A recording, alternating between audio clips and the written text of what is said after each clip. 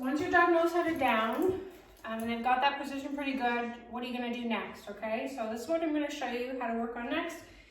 So your dog should understand the down command and they should have a release command, okay? Harper's is break, and her prerequisite, her prerequisite for being released is just to make eye contact with me, okay?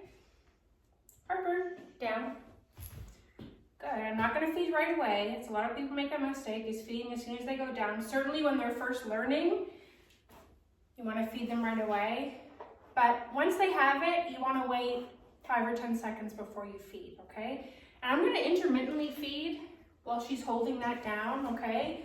And I'm gonna practice moving around. And I'm just gonna come back. I'm literally giving her 2 pieces of dog food every time I come back.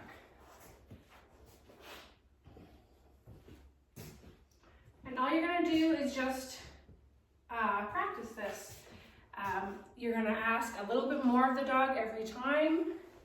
And if the dog struggles with something, you're gonna go back and repeat that 3 times, okay? Until the dog's successful. Even if that means you have to back up a few steps.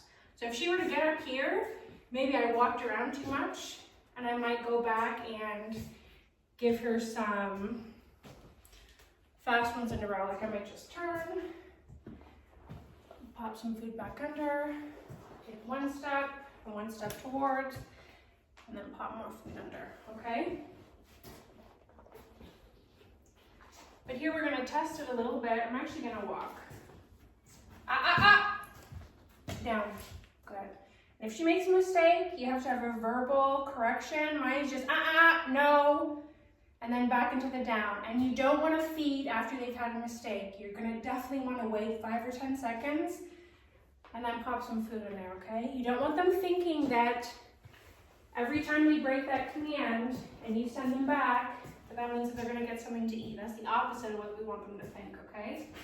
Good, I'm just throwing that right in between her front paws there.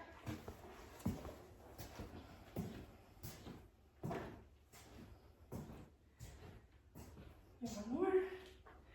This time I'm gonna walk around twice before I feed. But this is pretty much it. You're just kind of asking them to stay longer and longer, and the distractions are gonna get a little bit more, a little bit more. It's a slow burn, right? Good girl. Break, good, and there's your release command. I'm not gonna feed. That's how we taught it. But at this point, down, I'm not gonna feed for that, because I don't want her anticipating that release command either, and coming out of that down, again, for the chance of getting a piece of food, right?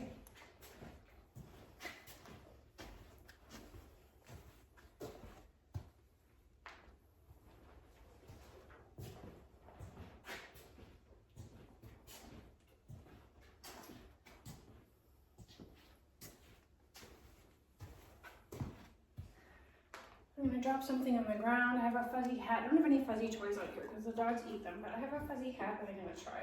Just, good. So that you can feed because she kind of went back into that down before I even said anything. So that's definitely reward worthy, okay? Let me try it again. Good. I didn't have to correct her at all. She went right back into that down. So anytime your dog does anything like that on their own, they're using their brain. You really want to make sure that you're rewarding that, okay?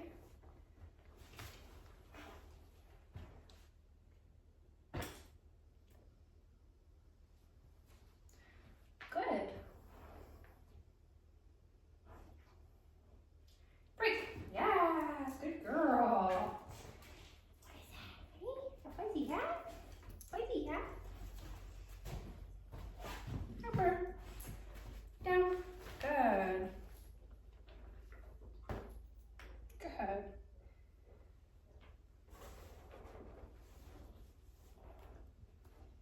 Go, Harper. And for a puppy this age, this would be it for me. We're gonna call it a day and we're gonna let her go play with the other dogs, and then we're gonna try again probably in 3 or 4 hours. Down. She made a mistake. I'm not gonna feed. I'm gonna wait 5 or 10 seconds.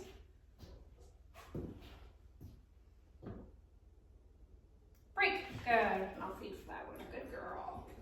Good girl, Harper.